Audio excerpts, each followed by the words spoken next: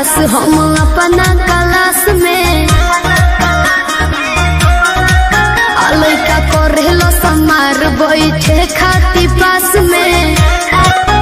बानी सबसे झकास हम अपना क्लास में लइका करेलो समार बैठे खाती पास में सभे करेला बड़ाई हम केने केने जाई केहू कहे अमर पाली केहू लुलिया